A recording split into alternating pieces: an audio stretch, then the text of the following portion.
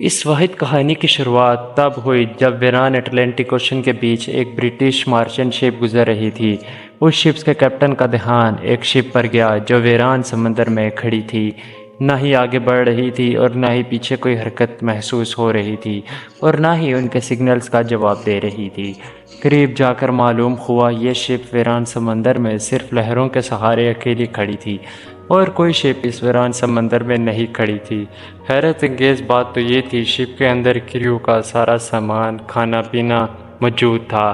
سارا کارگو شپ میں صحیح سلامت موجود تھا، لیکن نہیں موجود تھا تو صرف کریو موجود نہیں تھا جو بنا کسی نشانات کے یہاں سے غائب ہو گیا تھا۔ ناظرین، یہ میری کلسٹ کی وہ کہانی ہے جس نے پچھلے 150 سال سے ہسٹوریزن کو پریشان کر رکھا ہوا ہے۔ یہ وہ راز ہے جسے سمندر کے علاوہ کوئی نہیں جانتا۔ ورلڈ ہسٹوریکل ٹی وی میں آپ کو خوش آمدید کہا جاتا ہے۔ چینل کو سبسکرائب کرنا نہ بھولیے گا۔ اگر آپ نے اب تک چینل کو سبسکرائب نہیں کیا تو سبسکرائب کر لیں۔ ناظرین، اس شپس کا نام ایمبازور رکھا گیا تھا جو کینیڈا میں 1861 میں بنائی گئی تھی۔ اپنے شروعات کو یہ کئی حادثوں کا شکار ہوئی تھی۔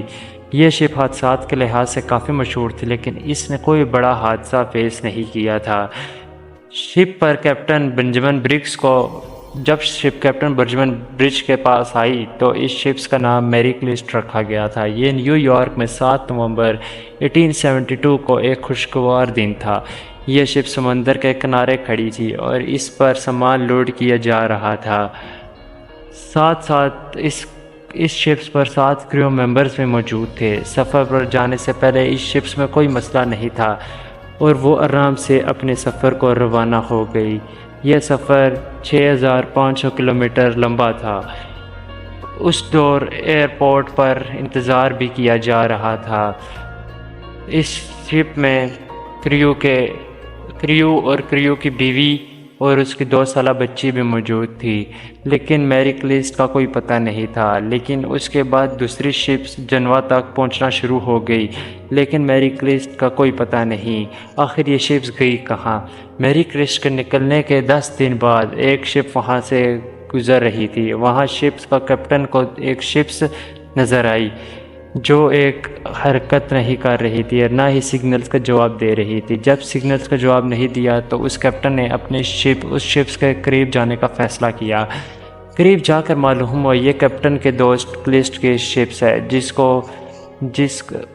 کو وہاں سے نکلے ہوئے نیو یارک سے نکلے ہوئے 1 مہینہ گزر چکا تھا۔ یہ شپ سمندر کے درمیان تنہا کھڑی ہوئی تھی۔ شپس کا جائزہ لیا گیا تو شپ صحیح سلامت تھی، لیکن وہاں جو لوگ تھے وہ موجود نہیں تھے اور نہ ہی کریو موجود تھا۔ جب لائف بوٹ پر نظر گئی تو لائف بوٹ بھی وہاں پر موجود نہیں تھی۔ شپ پر کچھ ایسا ہوا تو سب لوگ جان بچا کر وہاں سے بھاگ گئے۔ ناظرین، یہ راز سمندر کے علاوہ کوئی نہیں جانتا۔ یہ شپس کے اندر کے لوگ کہاں گئے ہیں؟ چینل کو سبسکرائب کریں۔ ویڈیوز بھی میں آپ کی خدمت میں لاتا رہوں گا۔ اللہ حافظ۔